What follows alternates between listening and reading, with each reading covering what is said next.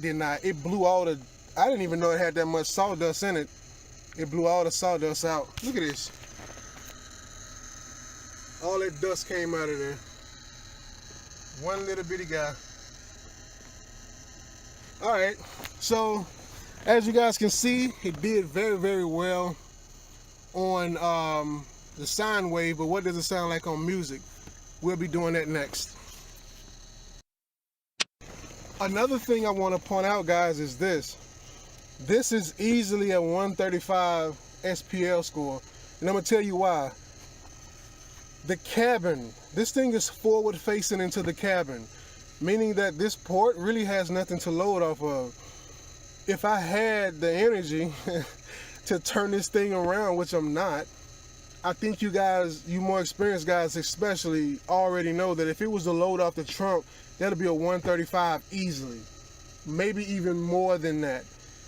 I'm curious to see what it would do. Maybe in a future video I'll throw it in as bonus content, but for now I consider this a success.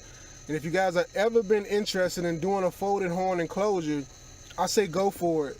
It has tremendous output, very, very efficient, and this thing just scored practically a 135.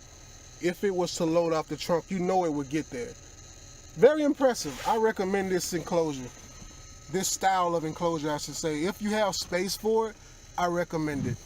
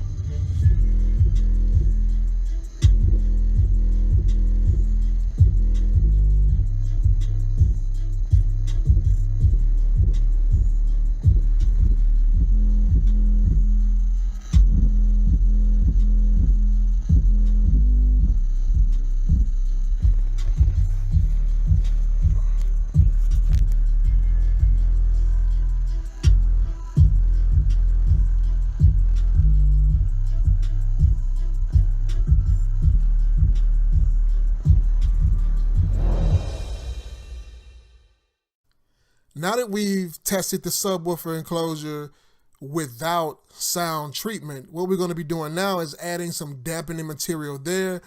This is supposed to give us a flatter response in between around 30 and 75 hertz.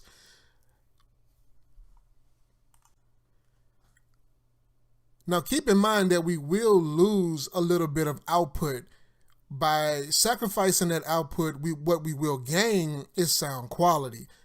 All right, guys, so we're back here in the Impala, and right now what I'm going to be doing is a bass sweep after installing the installation inside of that box. See if we can even tell the difference on camera of this being a flatter response or not. So I'm gonna get this back up to around 100 hertz or so. I'm gonna hit play and see if we still get those major peaks like we did before, or whether or not it stays consistently flat. So I'm gonna hit play and just slowly decrease it.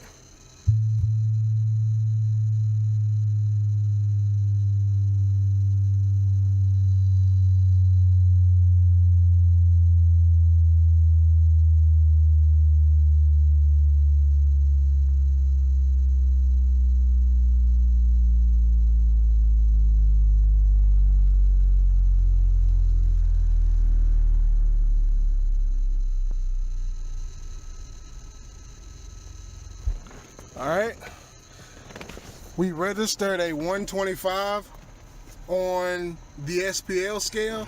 Let's see at what frequency that is. Last time it was 37 hertz.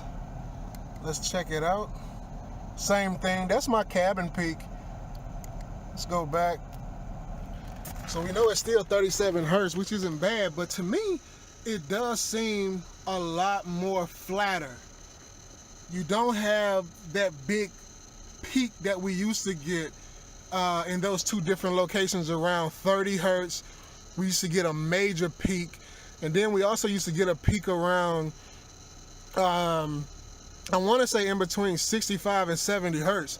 We used to get like a big peak, and that peak is almost gone. It's almost flattened, but we still do get a peak at around 34 hertz or so. I'm gonna run it again with a little bit more juice, a little bit more power, and we're gonna see if we can notice those a little bit more. Okay, it's back at 99. Let's get it.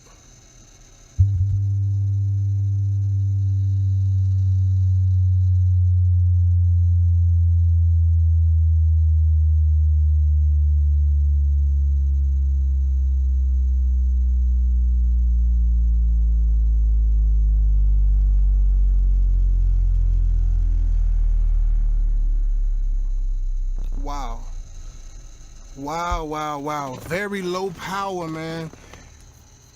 Very low power. And it's sounding amazing. So let's reset this back to 37. Okay, now that it's at 37, I'm gonna turn it up and see if we can get it up to around 800 watts again and see what the results will be. Turn the bass knob down and hit play. And let's get it. Oh man, that thing went off again. Dang. All right, so now that I got this thing back reset, let's try this. Y'all already know my love-hate relationship with this tool. Great tool, but it got a horrible cutoff feature that I hate it. But anyway,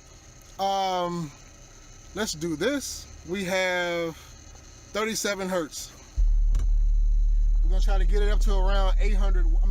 400 to 800. 800 is the peak. Let's get it to 800. If it can take it, I doubt it.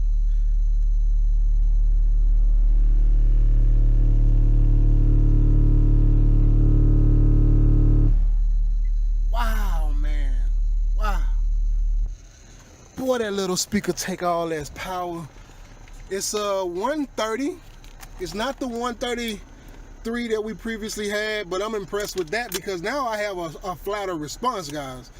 And of course, anytime you stuff the tube, you do lose some output, which we all knew that was going to happen because the software told us it was going to happen. Put the stuffing in there. I should stop saying stuffing.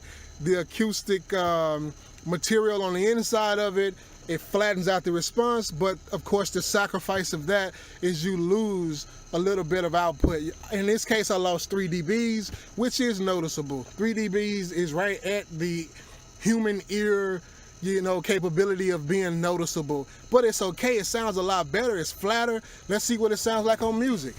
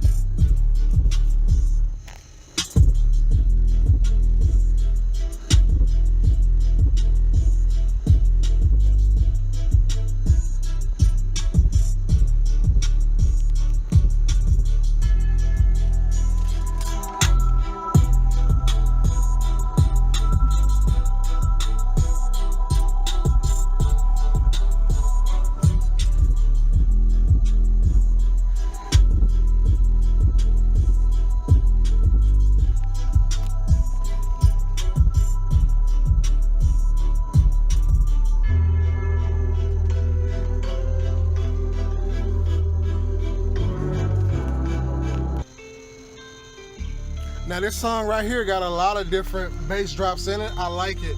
It covers a wide variety of frequencies. Hopefully you guys enjoy it.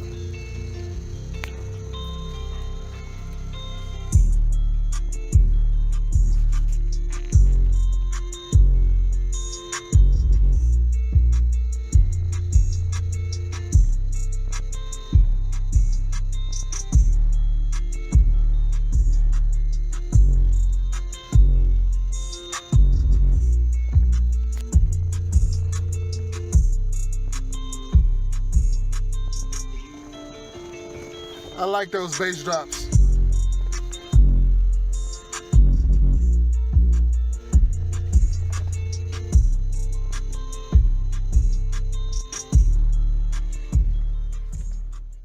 Here's another one of my favorite with a lot of dynamic beats.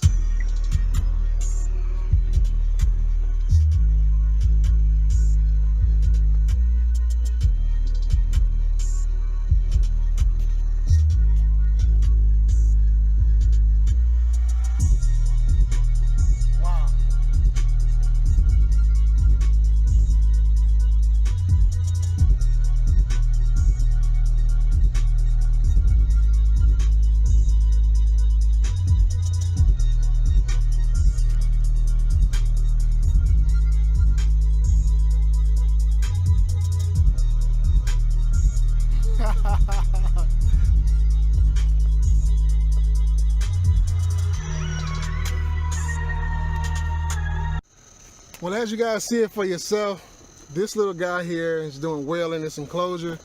Like I stated previously, this is a very large enclosure, but man, hey, it is what it is. It performs. Gets my approval. I like it. Now let's talk about the pros and cons. First, we're going to start off with the cons. Size. Unfortunately, the size of this enclosure is too large for a single 6.5-inch driver. Yes, I mean, it sounds amazing. And yes, it's low profile, but the output simply isn't enough to encourage me to use this in my automobile. Installation. Man, installation of this enclosure really requires 2 people. I mean, after all, it takes up the entire floor of my vehicle. Now, I was able to do it alone, but this is definitely not something that I would like to do again.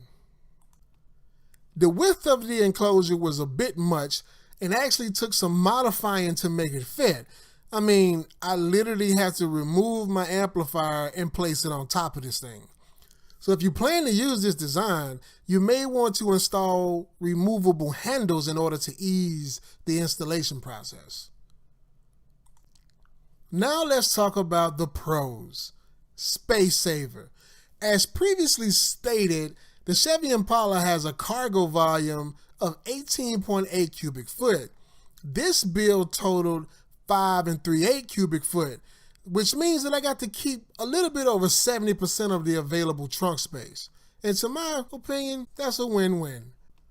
SPL. I was genuinely shocked at the SPL results of this build.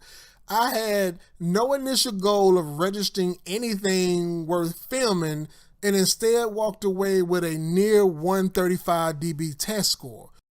So let me know in the comment sections below what you guys thought about this build. Would this be something that you would incorporate in your own vehicle, or will you give it a pass? Let me know in the comment sections below, and as always, anything featured in this video, you can find links to it in the descriptions below. Love you guys, and peace. I'm out.